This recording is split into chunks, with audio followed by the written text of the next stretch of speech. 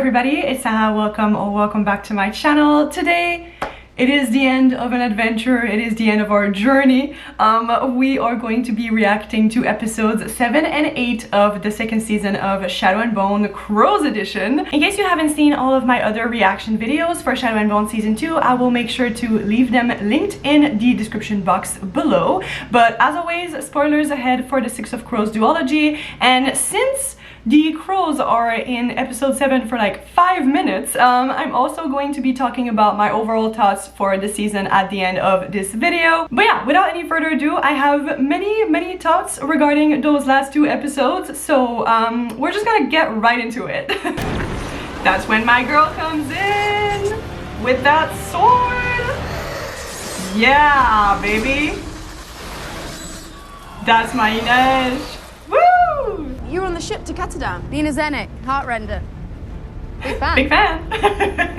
Okay, we're skipping all of the full drama, because honestly, I don't really have much to say about it. My demolitions expert. Yes! Expert? I mean, yes, Expert. I love him so much. What nightmare have we gotten ourselves in? Kaz grumpily defending royals will always be one of my favorite things. This time. I love him. I'm so sorry, but like I couldn't care less about those Grishas. Like, oh my god. I'm only here to see the crows do their thing, and then we're moving on. Yes, Jesper! Get in there! Oh, my boy! The kills! A moment of appreciation for the kills, please. Truly iconic. If only you'd been born Grisha, you'd know what it means To be blessed. Like, that's the only part I care about. Yes, Jesper! I'm really not a big fan of how they filmed that entire battle sequence, because it's like they're like 10 meters away from each other and just like throwing things at each other, and it's just silly in my opinion. Like, I don't like it. I'm so sorry. I didn't realize you were patriots. Well, if you die, we don't get paid. I love that line so much. Did you find the firebird? Long story. It's Mal. I'm sorry, did you say Mal is a bird? Still All of us, when we learned that. Here, Don't you need it? I've got more experience with pain. I really think that scene doesn't make any sense, because in what world would Casbreaker get into a dangerous situation and just basically give away his only weapon to someone? Like, even if it's a strategic move because he doesn't want Nikolai to die because he wants his money, it's still deeply out of character for me, especially since like in the show we never see him use a gun or a knife, which he does in the books. So like his cane is basically his only weapon. Also, I'm not a disabled person, so like take my opinion with a grain of salt, but it feels a little bit weird to me that they have one of their main disabled characters just giving away his cane like that. Like, it just doesn't sit very well with me. Let me know your opinion if you have one in the comments down below about that scene, because I don't really like it. Like, I don't think that it's in character for Kaz, and I think that it's a bit weird in terms of writing and in terms of his character and his disability. But anyway, moving on. Metal hinges. Jesper. Oh, the way he holds the hat! Okay, that's very cute though. Shield your eyes. I love that scene. Yes! My man. I mean, we haven't actually put a label on it yet. Oh my gosh. Not the time, boys. Not the time. Long may the night carry our souls into the dawn renews us. Ravenov. Canto 17. I love that it's now like at least show canon that Kaz knows about poetry, because he's so dramatic that makes total sense to me, and I love it. Oh. You should have this. My hand is yours whenever you need it, Sancta Elena. Please, just Elena. You know, just like, we're on first name basis now? Oh my god. Ah! They're so cute. And then Jesper is just gonna, yep, barrel in. Saved! Oh. Oh. My country might have been sunk if you hadn't arrived. Again. We'll settle those thanks in gold. We should hire a writer to jot down our story. Oh, I don't like that scene though. Like, that breaking the fourth wall thing that they're trying to do is so cringy to me. Like, I don't... I have secondhand embarrassment. That scene too is kind of like out of character to me because like, in what world would Nina and Kaz have a heart-to-heart? Like, it's... Dangerous. I don't really like it either. Oh my god. Okay, okay. This is the scene I've been waiting for this entire time, y'all. Oh god. I also wanted to say goodbye. Oh! I love how there are so many things unsaid in this scene. I've been sending spies to the auctioneers to see if anyone remembers a slaver by the name of Gregor or Griggs. Oh! He will do literally anything for her. You've been looking for my family. What do you want then? You can literally see it in his face. Like, I can't deal. He's so close to saying it.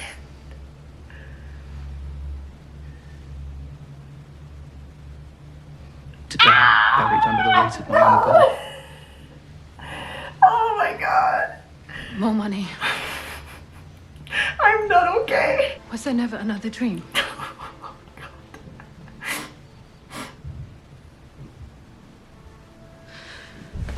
Stay. Stay in Ketterdam. Stay with me. She wants to say yes so bad. And what would be the point? I want you to. I want you. Oh my god. The heads! The heads are so special to me, Your Honor. And how will you have me? No! No! My heart! Gloves on. No! You're fully clothed.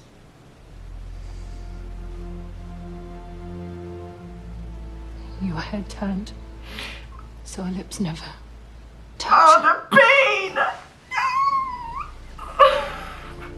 I will have you. His shaking breath. I can't deal. Without your armor, Gasbreaker. I will not have you at all. No!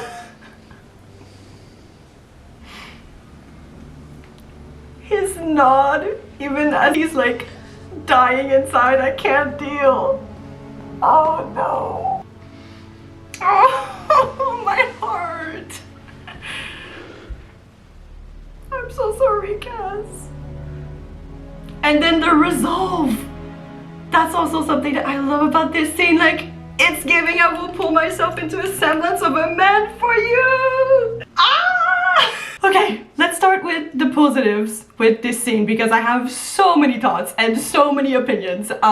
First of all, once again, Freddy Carter and Amita Suman are incredible. I'm going to say it every single time there's a kanej scene. I'm so sorry, but like, they're so good. They really brought their A game. They understand their characters so well. So watching this scene out of the context of the show is beautiful. It's perfect. It's amazing. It's everything I wanted from that scene from the books. And I love that they kept the dialogue exactly the same. But in the context of the show, it doesn't make sense. And like, I'm not going to talk about this for too long because I've already made an entire video about kanej on my channel and what I think the writers kind of did wrong in their dynamic in this season, especially when it comes to Inej. I feel like Inej was really like done dirty, especially in the last couple of episodes. But basically the thing that I don't like about that scene is that in the books you totally understand the fact that she's talking not only about the gloves and about his touch aversion, but also about his emotional armor that he puts up, while in the show, because Kaz is a little bit more open with her and he tries so much more, it feels like she's only talking about the gloves, and that is so frustrating to me because Book Inej would never. Like, Book Inej knows what it's like to not be in control of your own body and to have trauma related to touch. And Sho Inej also is supposed to know, so it's just very frustrating because she would never say that knowing that he struggles with that. Like, that scene in the books happens before Kaz is emotionally vulnerable with her and even like tries to find her family, which, like, what a slap in the face that is. Like, he's basically doing everything in his power to help her and to make her happy, and she tells him that and then she just walks away. Like, that does not make sense to me whatsoever, and it's because the context is not the same as in the books. So yeah, that's everything I'll say for this video, for the sake of keeping this short, because otherwise I could be like ranting here for hours. But just know that, like, the acting is god tier. I love it. I love this scene. Like, I love watching it by itself, but in the context of the show, I really don't like it because I feel like it comes off as Inej basically telling him, like, if you can't touch me, I don't want to be in a relationship with you, which is not at all the point of this scene in the books. That's another scene that's like a little bit frustrating to me because, like, we get Captain Inej Gaffa, but like, at what cost? And also, it's not her ship.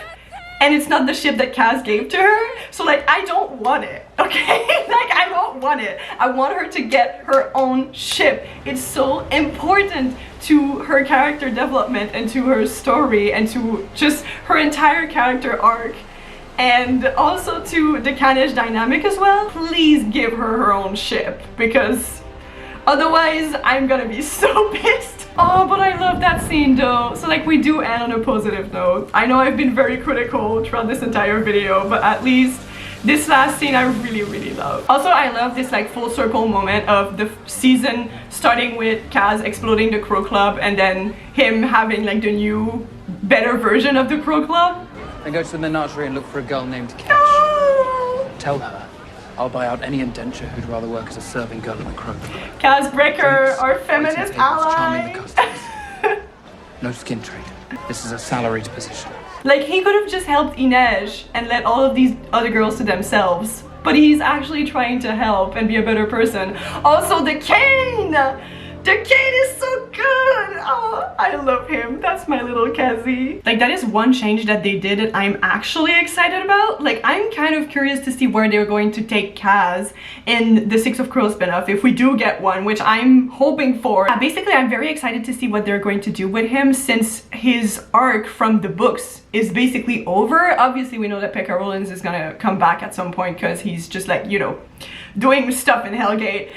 So we know he's going to come back and try to get his revenge. So I feel like that's going to be very interesting. So yeah, speeding up his character development a little bit is something that I wasn't too sure about. And like, even if I feel like it would have been better if it would have been more stretched out and all of those scenes that we got from him would have had like the same impact that they do in the books, I'm still like okay with the fact that they decided to take his arc all the way through and then we can see like what happens afterwards. I think that's going to be a very interesting exploration if it's done well. Other than that, I feel like my general thoughts for this season can be summarized into some choices were made and I don't necessarily agree with all of these choices.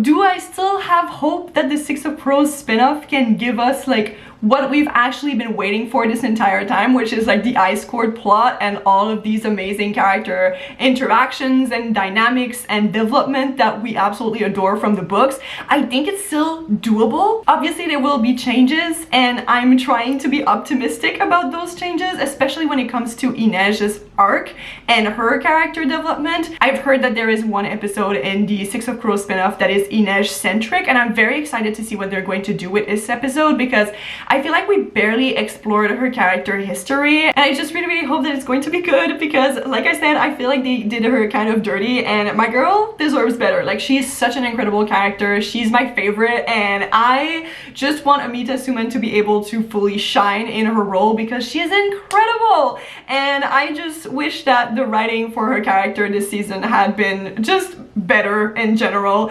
Honestly, like the entire writing of the show, I just wish it was a little bit better. I feel like certain things were were a little bit messy and did not really make much sense, but you know, I'm just holding on to hope for the Six of Crows spinoff, you know, like I really hope that they can deliver that story in a way that is going to be satisfying for us fans, because we've been waiting for it for like 2 seasons at this point, and I feel like we deserve it. Also, I really feel like Callahan Skogman deserves to like get out of Hellgate and just be with the rest of the gang, because that poor man, he's been like sitting there in the prison for an entire season. So yeah, I just really hope that the Six of Crows spinoff gets greenlit so he can finally get out of there and we can have our amazing plot and our amazing characters and all of the banter, because it's gonna be so much fun. Like I just really hope that it's going to work and we're gonna get our story. But here we are, we have finally watched all of the Six of Crows scenes from Shadow and Bone season 2 together. I hope that you enjoyed this little series that I made on my channel. It was definitely very enjoyable for me to rewatch all of those scenes and give you all of my thoughts, share all of my reactions.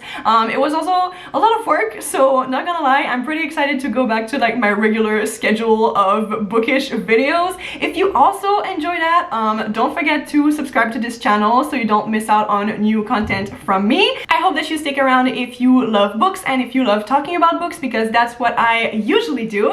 And until then, I will see you in my next video. No mourners. Bye!